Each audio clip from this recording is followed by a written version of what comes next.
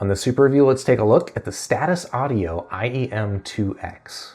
So here we've got an in-ear monitor from the company Status Audio, which hasn't made a ton of headphones, but they have made one very popular headphone. The Status Audio CB1, it seemed to a couple years ago take YouTube by storm. There's a bunch of YouTubers that really like that headphone.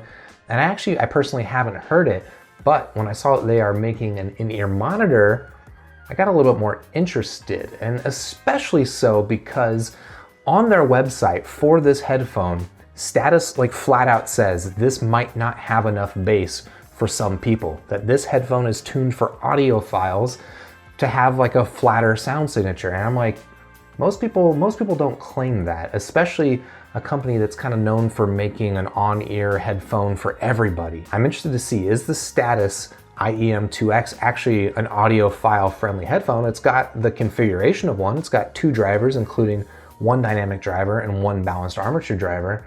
And I'm interested to see, they're not going for big bass. That sounds like I might actually really like it, because bass is fun. Bass is not everything that I want, and I'm really interested to see if this thing delivers on the audiophile grade sound. So let's go ahead and open it up.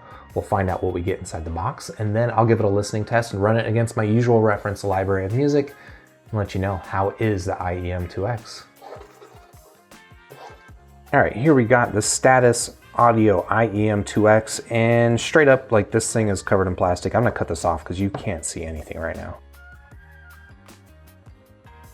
All right, that's a better look. This is the box that the IEM-2X comes in, and this is really quite understated.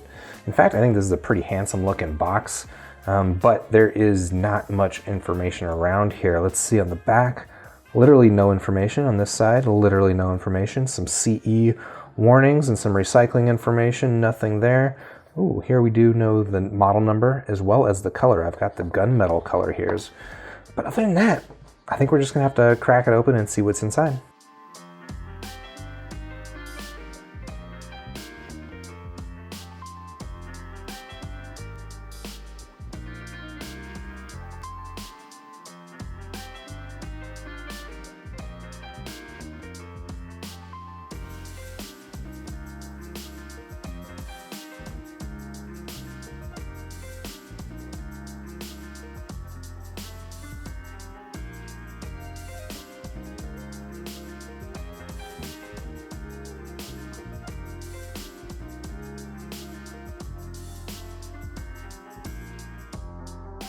All right, so here's what you get inside the box of the Status IEM-2X. Not a ton.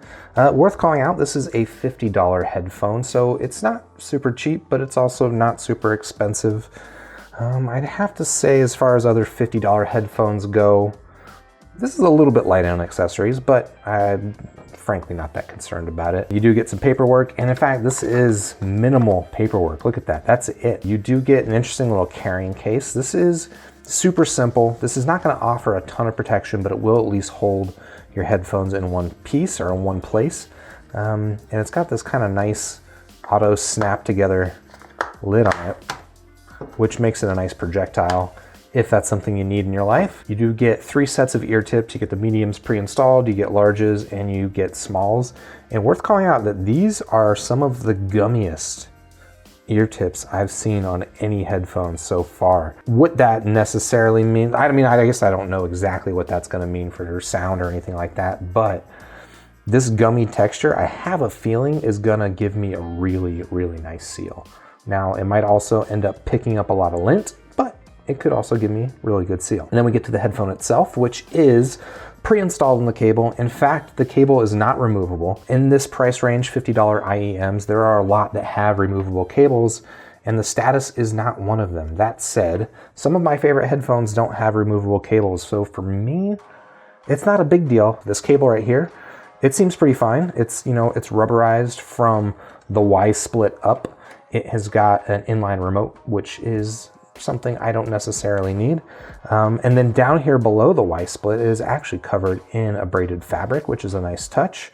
And then you got the connector down here, which has got this kind of not quite L-shaped, not quite straight jack think that's an interesting compromise. One of the things I'm excited about this headphone, apart from the fact that it's got a nice flat sound signature, as they claim, is that it's got these really small buds. So this kind of reminds me of some other headphones that I really like. Like I've got the Final E2000s that have got a similar really small bud style. I've tried the Zero Carbo Tenores, which I think, got a similar design. It's not too different from like the Contender brass. Maybe this is wishful thinking, but another headphone that I really like that they don't actually even make anymore is the Hi-Fi Man RE00. And form factor wise, this is actually very, very similar. It had a pre-installed cable like this. I believe it had a cloth covered bottom, and it had these really small buds with this like bullet style fit. Now, whether or not this sounds anything like that, I have no idea. But that's what we'll find out. So I'll go ahead and pull my Walkman. I'll hook these up and run them against my reference library of music, listen to some Michael Jackson, some Erasure, some De La Soul, the usual stuff that I like to listen to. And I'll come back and I'll let you know, how do these things sound?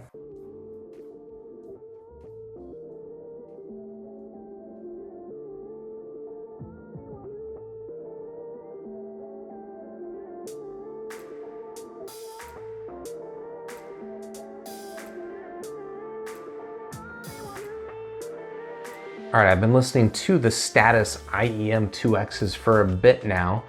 I'm ready to let you know what I think about these, and really, these things are pretty surprisingly good. And I say surprising just because I didn't really know what to expect from a company like Status.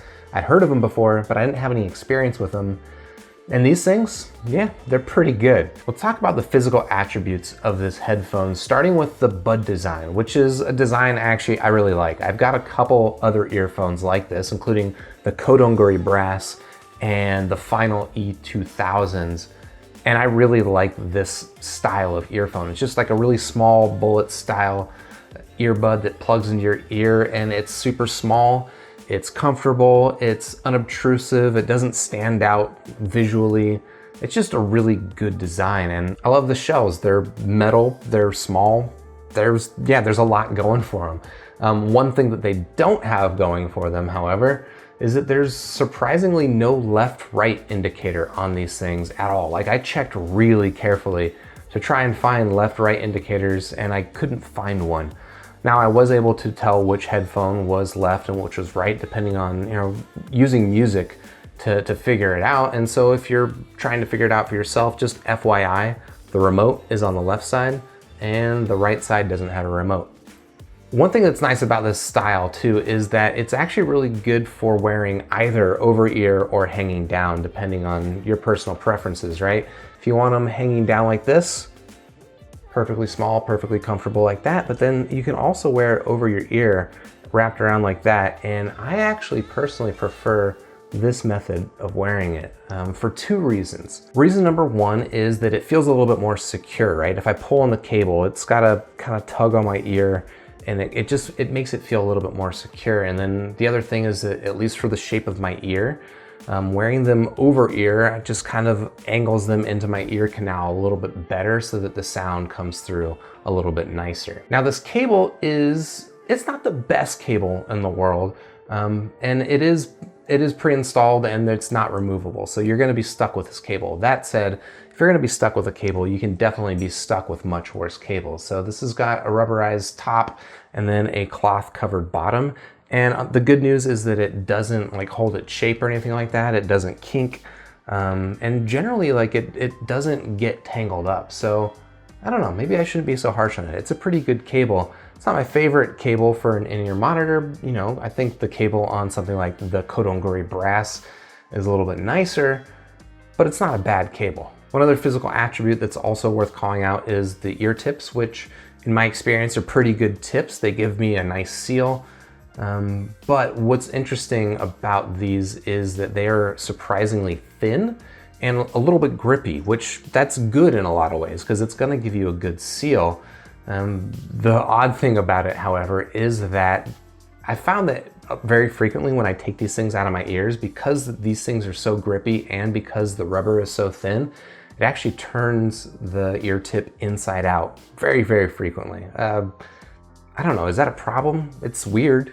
Now, in terms of sound quality, is where the Status IEM-2X actually impressed me the most. The sound quality in these things is pretty stinking good. That said, look, these are not as flat as Status claims on their website, right? They've got a frequency graph that looks essentially flat with little peaks on the left and right, or on the bass and the treble ends.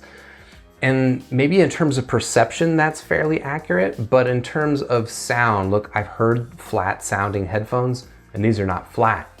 But that is not a bad thing in my opinion, because the flat headphones that I've heard, I didn't really like that much. And I don't think most people like a truly flat headphone. I would say that these do have slightly elevated treble at the upper end and slightly elevated bass at the lower end, right? These things have got pretty decent bass. They claim to be not a bass headphone, and okay, that's probably true. If you really want a lot of bass, something like a KZ headphone might appeal to you more, but in my opinion, these things have plenty of bass. These things have, you know, bigger bass than what you would get from certainly the T2s. I would think these things also have bigger bass than what you would get out of the Contender brass. So yeah, look, these things are not lacking for bass. And then the treble on these things is probably my favorite aspect of the sound signature, frankly. It's a little bit elevated. It's not super elevated, but it is a little bit elevated. But really, what's nice about the treble is the speed of it and just the sharpness of it, which frankly, if you're treble sensitive, it might be a little bit too sharp. But for me, I really like it. It creates a nice sense of space. It's not quite as airy as something like the T2 Pros or even the Contender brass, but it does give it a nice sense of space, certainly more space than something like the FIO FH1. So yeah, I'm really digging the treble on these things. So if I were to rate the IEM-2X out of 5 stars, I'd give it a really solid 4 stars out of 5. I think for 50 bucks, this is a pretty good option. My personal preference would still be for the Contender brass, but if you're in the United States, these are gonna be a lot easier to come by. And I think this is a pretty good option. I love the size of the buds, I love the fit. The sound signature is pretty good. It's not the most exciting maybe, but it's pretty good. If you like a little bit of treble energy, a little bit of bass, and generally a fairly neutral sound signature. I mean, that's a little bit of a V, but if you like that kind of a sound signature, you don't want something extreme like a KZ headphone, I think you'll really like the Status IEM-2X. If you're interested in checking out this headphone, I do have links in the description down below. And while you're down there, you hit the like button for the video if you liked it. You can subscribe to the channel, and then I'll see you in the next super review.